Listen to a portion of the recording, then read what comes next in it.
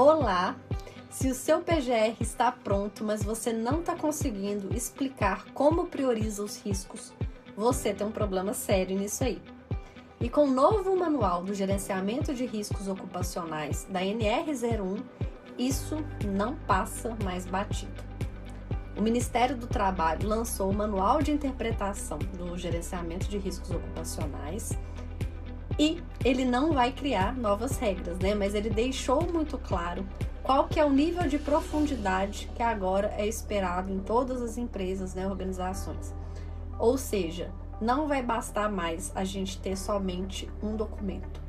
Vamos precisar ter método, critério e, mais do que isso, consistência também, Isso porque durante muito tempo o Programa de Gerenciamento de Riscos, que é o PGR, ele foi tratado como burocrático, como uma burocracia mesmo.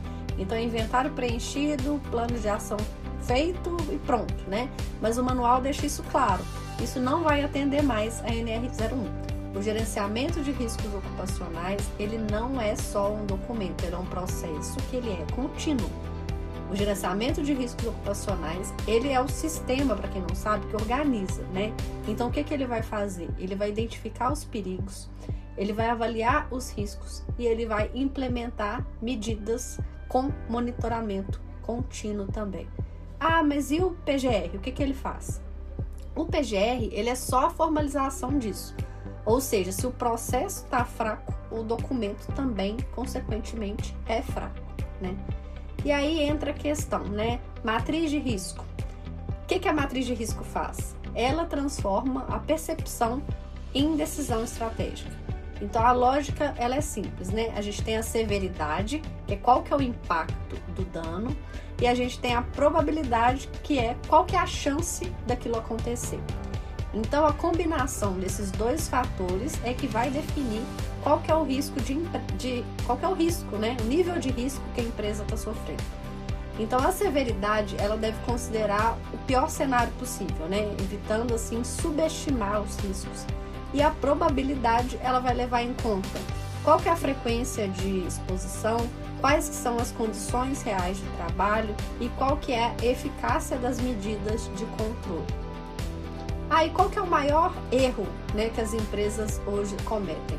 É não ter critérios claros, O novo manual, ele vai exigir que a empresa defina como classificar a severidade, como calcular a probabilidade e como definir também as prioridades, porque sem isso, cada pessoa avalia de um jeito e o resultado ele perde a confiabilidade ali, Então, qual que é a virada de chave?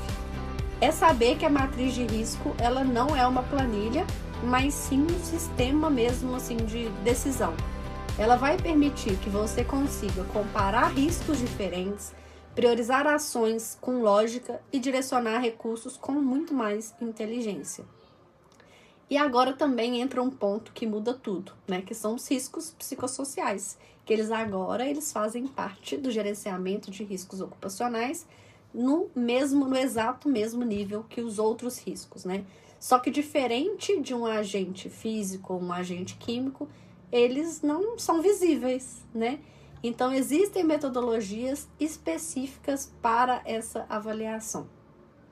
Então, hoje, o que a empresa ela vai precisar integrar, Riscos físicos, químicos, ergonômicos, acidentes psicossociais, tudo isso. E tudo dentro, de uma mesma lógica de priorização. Tudo vai ser importante. Então, tudo isso exige estrutura e improviso, Não tem como mais. E é exatamente aqui que a maioria das empresas dá uma travada, Porque estruturar os critérios, integrar os dados e manter tudo isso atualizado não é simples, Dá trabalho.